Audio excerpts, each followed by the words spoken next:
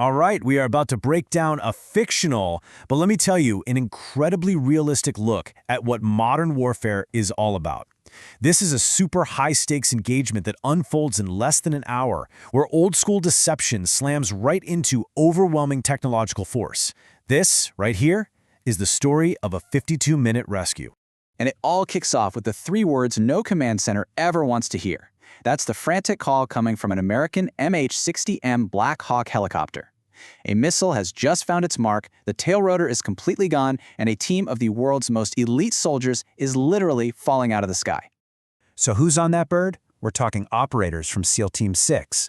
After that missile hit, the pilots managed to pull off a violent auto-rotation, which is basically a controlled crash, and slam the helicopter onto a remote beach on Iran's Siri Island. The trap, which was months in the making, has just been sprung. Now, the good news is they actually survived the crash. The bad news, they are now completely stranded deep behind enemy lines, smack in the middle of a pre-planned kill box with soldiers from the Islamic Revolutionary Guard Corps closing in fast. Yeah, this is about as bad as it gets. But you gotta be asking yourself, how did this even happen, right? How did America's most advanced military get caught in such a basic ambush? Well, to really understand the trap, we need to rewind a little and look about 30 miles away to where the real target was. The whole operation was actually focused on Karg Island. Now, this isn't just some piece of land, it's the jugular vein of the entire Iranian economy. It handles nearly all of their oil exports. So the U.S. objective was surgical. Get in, seize the oil terminals without blowing them up, and prevent a global economic catastrophe. The Iranian commander, General Mousavi, he was smart. He knew he couldn't win a straight-up, head-to-head fight against a U.S. carrier strike group, so he opted for a really brilliant piece of asymmetric strategy. He decided to fight not with force, but with a lie. And wow, this is where it gets clever. On Siri Island, Iran built what was essentially a Hollywood movie set. I mean, from 20,000 feet or to an older radar system, this thing looked like the most important naval base in the region. They used every trick in the book. We're talking heat lamps, faking generator signatures, inflatable missile launchers, the whole shebang. It was a phantom base, designed for one thing, to draw American fire. And at first, the bait worked. Hook, line, and sinker. U.S. FA-18s bombed the decoy site, and in all that chaos, the Black Hawk was shot down. The Iranians were celebrating, but that celebration was just a little bit premature. So how did the U.S. military realize it had been completely played? This is the crucial question, right? When you're dealing with an enemy this clever, your sensors have to be even clever. You have to look past the obvious stuff and find those tiny, subtle tells that just give the whole game away. They figured it out with what you could call a digital autopsy. U.S. Space Command retasked a K-11 Cannon spy satellite. This is a piece of tech that can see a softball from orbit. But instead of looking at the obvious damage, analysts looked for what wasn't there. The shadows cast by the destroyed vehicles, they were all wrong, indicating they had no real weight. There were no tire tracks from heavy machinery. And the so-called medical clinic had no plumbing. The whole thing was a fake. And right here, this is the fatal mistake. They got cocky. While they were boasting about their big victory on state media, Iran gave U.S. cyber units everything they needed. By triangulating the cameras and tracing the data lines from the broadcast, they found the actual command base hidden miles away under thermal blankets. The hunters had just become the hunted. So, okay, the SEALs are trapped. The real enemy is now on the map, and the clock is ticking. The American response wasn't a negotiation, it was an integrated, vengeful, and unbelievably fast counterattack. The 52-minute hammer was about to fall. And just look at how this plays out. This timeline is insane.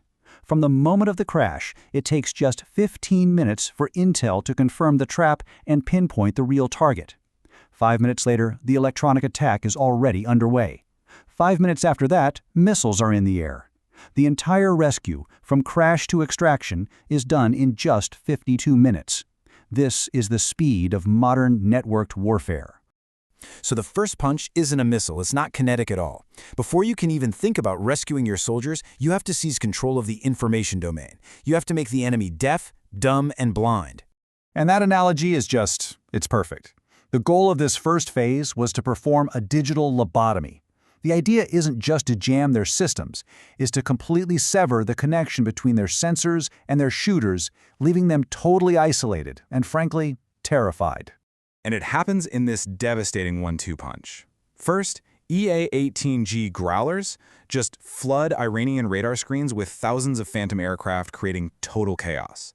Then, right behind them, F-16 Wild Weasels unleash HARM missiles. These things are ruthless radar hunters that literally follow the enemy's own radar beams right back down their throat at nearly 3 times the speed of sound. In less than 4 minutes, every single Iranian air defense site went dark.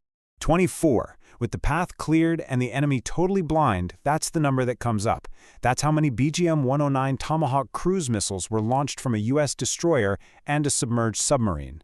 The kinetic hammer was officially on its way. But you gotta understand, this wasn't a brute force attack. These Tomahawks are basically $2 million flying supercomputers.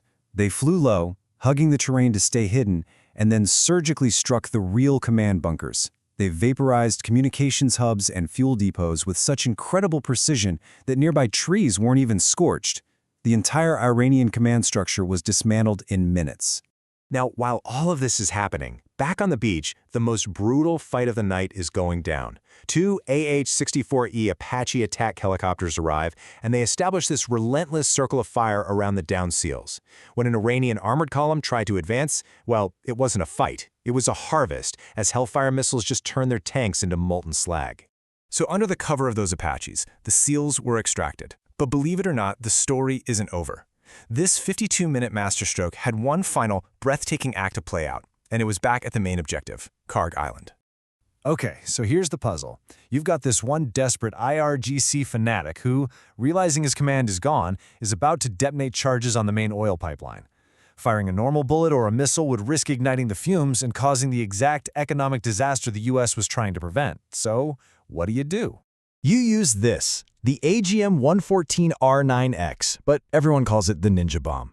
Launched from a Reaper drone, this missile has 0 explosives. Instead, just before impact, it deploys 6 massive steel blades. It struck the target with pure kinetic force, neutralizing the threat and crushing the detonator, without so much as a spark. A weapon that literally saves the global economy with a blade, not a blast. So from the crash to the final extraction and securing that pipeline, the entire engagement lasted exactly 52 minutes. So what's the ultimate lesson from this incredible chain of events?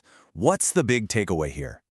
This slide right here, this really gets to the heart of it. Iran used a 19th century ambush tactic in a 21st century battle space. See, they thought they were fighting a single helicopter and a few ships, but in reality, they were fighting an interconnected digital organism, one that sees right through deception, moves at the speed of light, and links every single sensor to every single shooter. And that kind of leaves us with this final big question, doesn't it? In modern warfare, what is the ultimate weapon? Is it the $2 million Tomahawk missile? Or is it the invisible network of data that tells that missile precisely where to go, right down to the inch? That's something to think about.